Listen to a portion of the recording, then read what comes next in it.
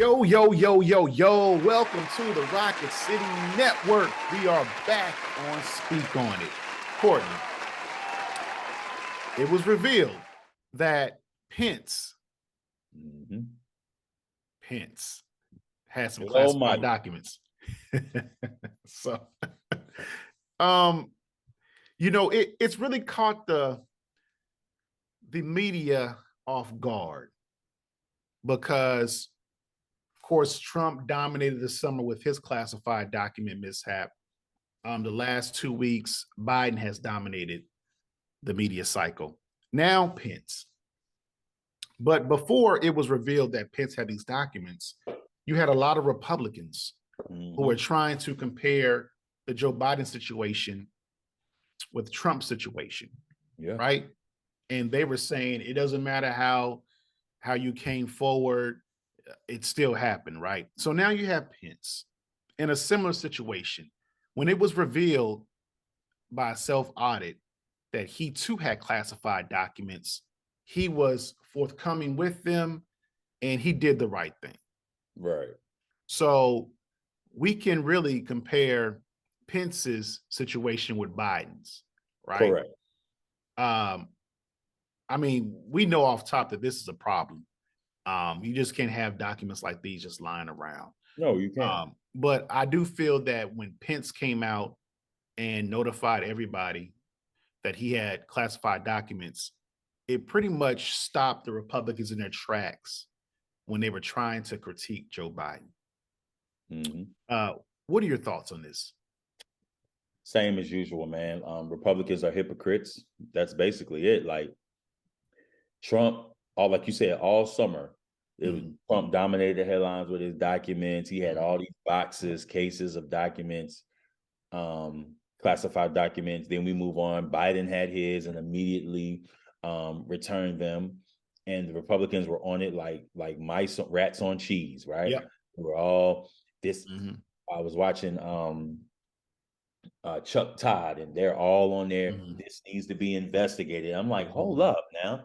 Your guy had documents for over a year. Like your guy left the White House and knew what he was taking was wrong and says that I can declassify him just by thinking about it. This is the guy y'all want to throw y'all eggs all in the basket with, right? Yeah. If you notice though, Biden turned in his documents and it wasn't even any fanfare. I mean, they reported on it, but it wasn't like the media focus wasn't as strong as it was with Trump.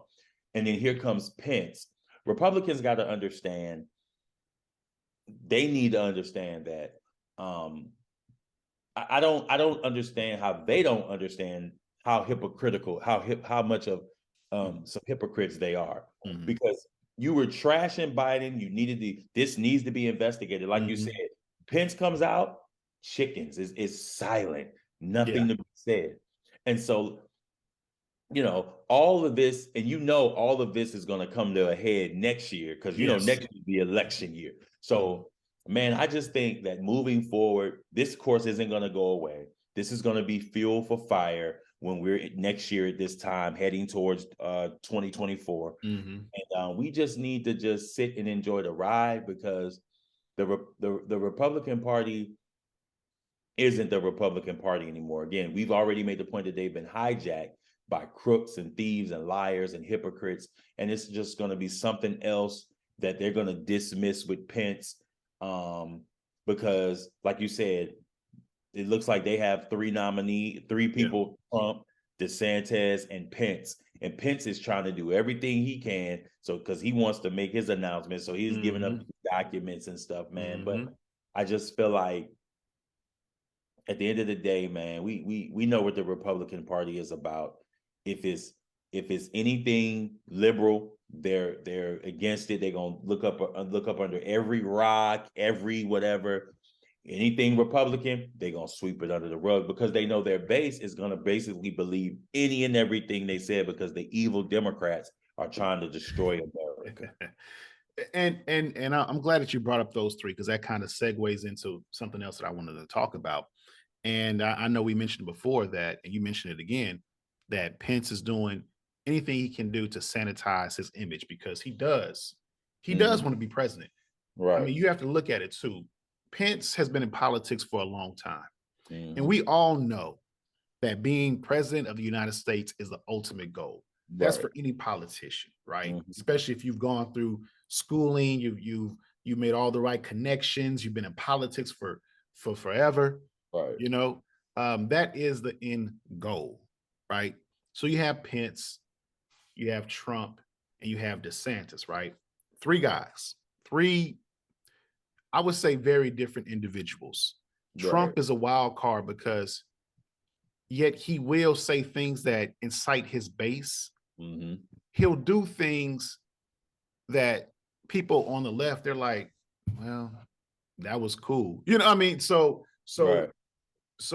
But with DeSantis and Pence, if I was a betting person, right, I would bet that neither one of them come out of the nomination process unscathed, Mm. because people fail to realize that, yeah, Trump is erratic, but he knows how to get dirt on people.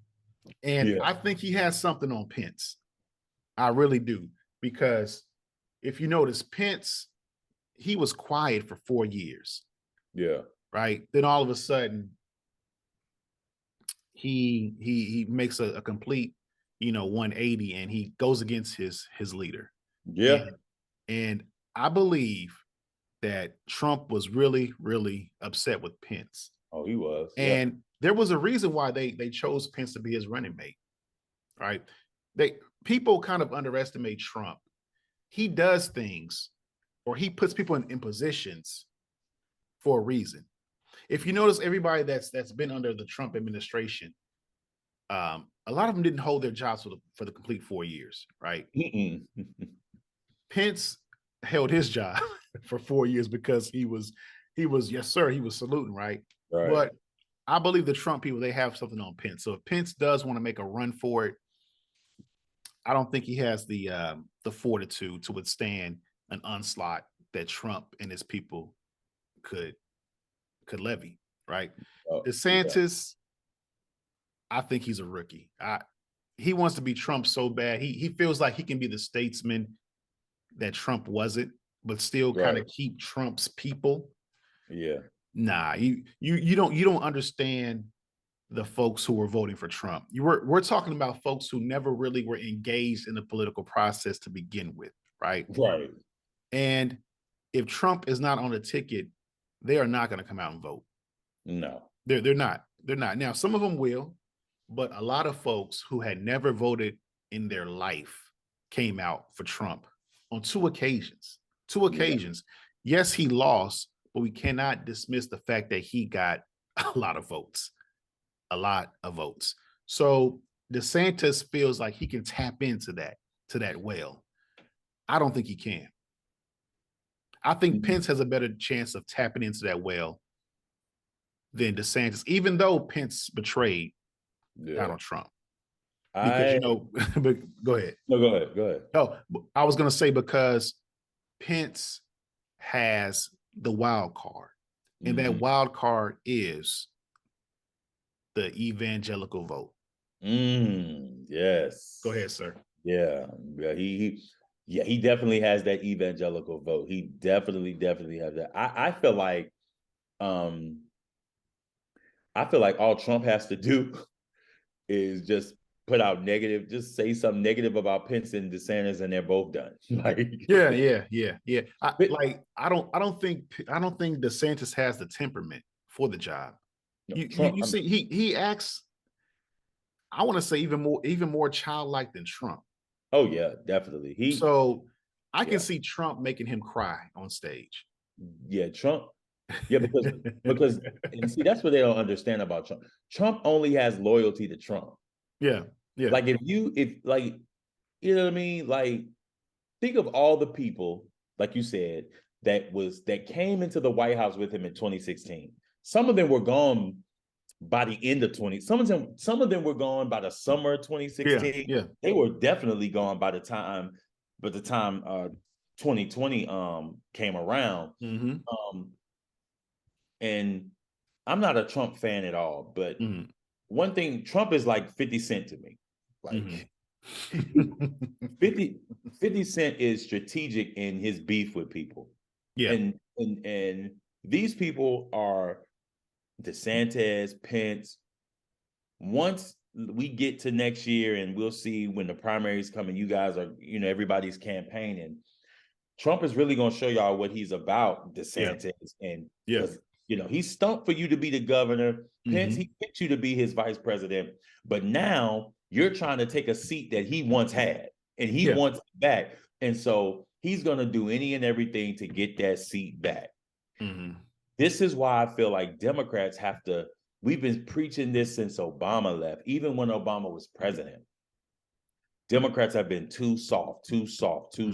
Listen, let the Republicans eat them. Let them eat one another. Let them turn on themselves. Meanwhile, this is your opportunity to put some substantial plans in place that's going to, even with the people who vote for Trump and all them people who don't have no kind of idea, they just going to vote because Trump said this. You need to put some substantial plan together, strategize, and just put on a full-on blitz, because to be honest, I don't think nobody, like outside of Trump's people, nobody wants to see him in office again, right? Yeah, quietly. It's more, you said what? I said under their breath they don't. Right. Yeah, but they're scared of him. They're scared of him. And that's what I'm saying. Like, there's some cowards, right?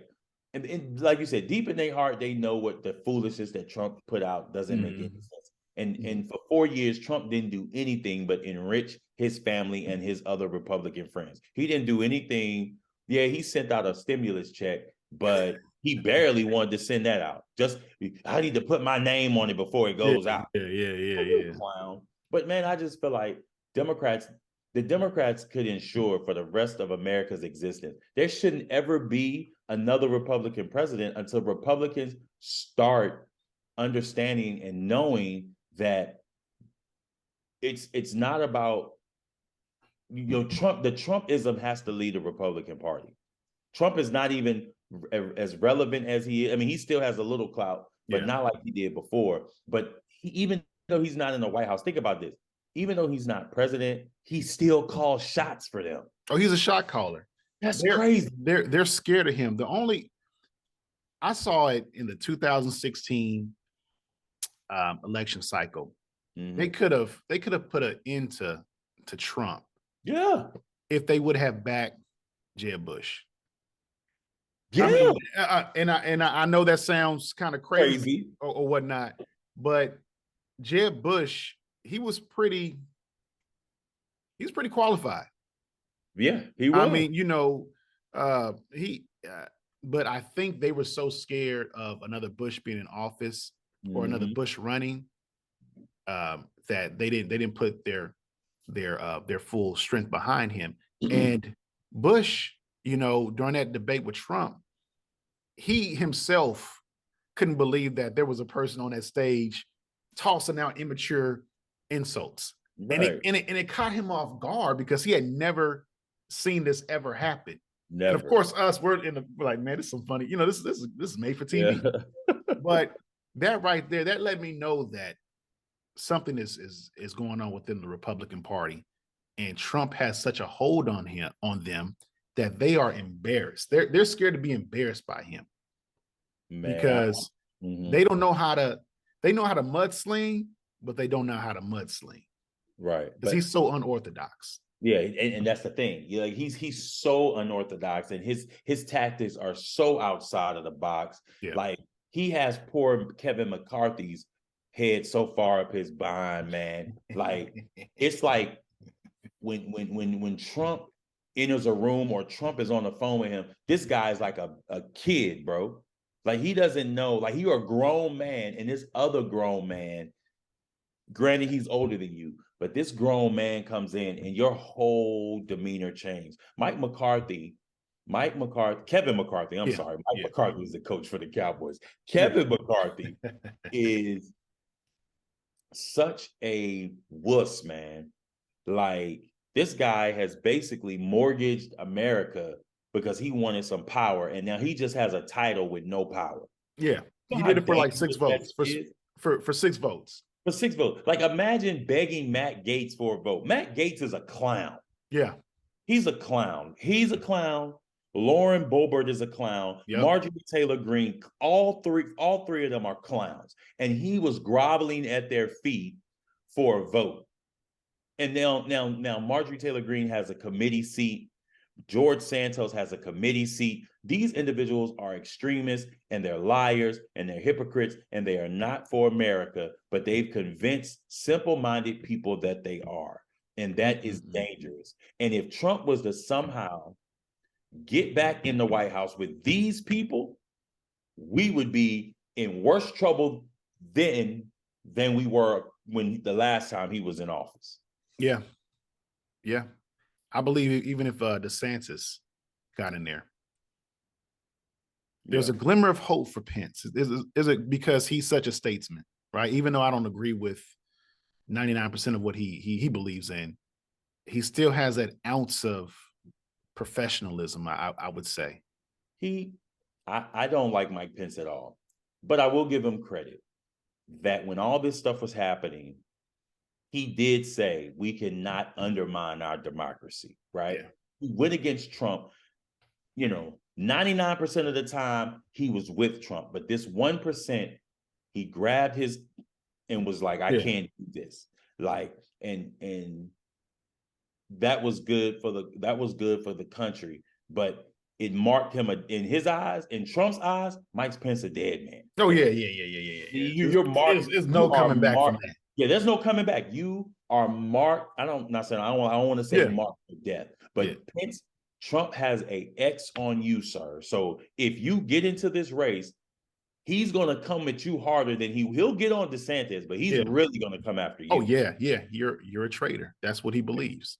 Yeah, that's what he believes in. I think it's going to be an exciting election cycle. Oh, Trump! Listen, Trump is gonna. If we see 2024 next year, the good Lord lets us see it. Yes, man, it's gonna be SNL gonna have so many new skits and bits on this Republican National Convention or whatever it is. Man, it's gonna be comedy for days. You already know it's gonna be comedy. He's gonna bring up. One thing about Trump, he brings out the crazies. Oh, yeah, definitely. And we will be there. As always, like, share, and subscribe to the channel, and we are out.